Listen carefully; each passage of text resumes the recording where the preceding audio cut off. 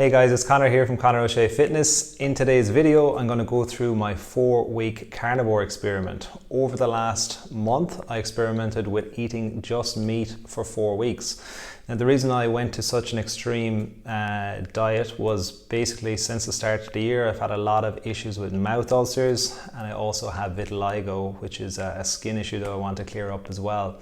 Now, I've had mouth ulcers for most of my life, but they got extremely bad over the last 5 months. The good news is after 4 weeks, the mouth ulcers have cleared up completely, which is pretty amazing considering that I had tried a lot of different ways of getting rid of them and nothing seemed to work. So I'm really happy about that. The bad news is that there was a direct correlation between coffee consumption and the mouth ulcers.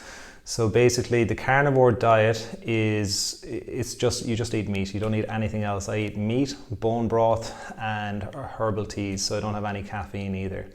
And after the first week, my mouth ulcers were pretty much cleared up. Then I added coffee back in on that second week and straight away I got mouth ulcers again, so I eliminated coffee. So it's clear that coffee is definitely an issue. Now, some of the things that I found over the month was that it was surprisingly, it wasn't easy, but it was a lot easier than I expected to be. I felt satisfied. I never felt hungry or deprived on this diet. Basically the 2 rules that people recommend on the carnivore diet is eat when you're hungry and eat until you're full. And I guess the great thing about just eating meat is it's very hard to overeat meat. It's not like a refined carbohydrate that you could eat, 3,000 or 4,000 calories without even really realizing it.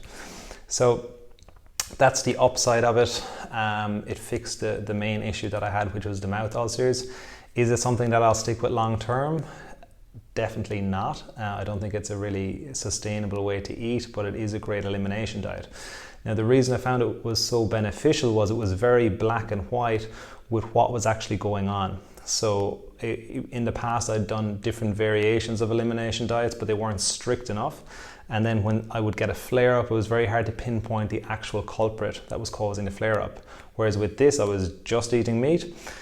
All of a sudden, I eliminated everything. I added back in one thing, which was coffee, and it caused the mouth ulcers. So it was very easy to convince myself that that was the issue, even though it's hard to admit that.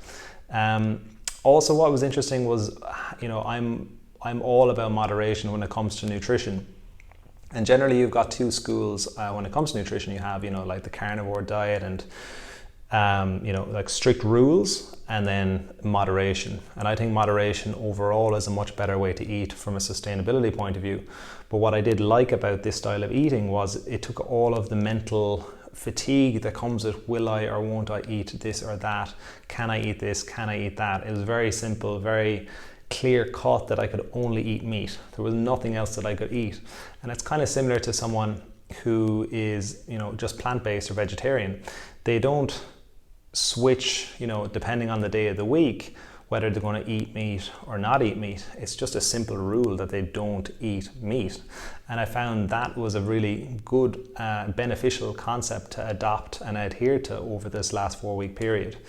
So should you do the carnivore diet? I think if your goal is solely fat loss, I think it's a terrible idea. I think there's so many easier, more enjoyable, more sustainable ways.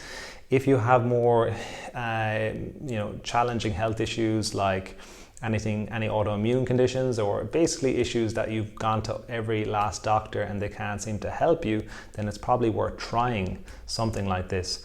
But again, it's really up to you and what motivates you going forwards.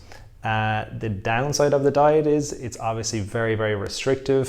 The fact that we're in isolation made this a lot easier because we weren't out socializing or going out to restaurants or cafes or anything like that. So that made it a lot easier as well to do it at this time.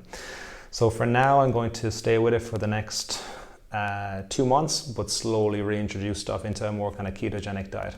So that's it. If you have any questions about the carnivore diet or you're curious, just drop a comment below. Thanks for watching.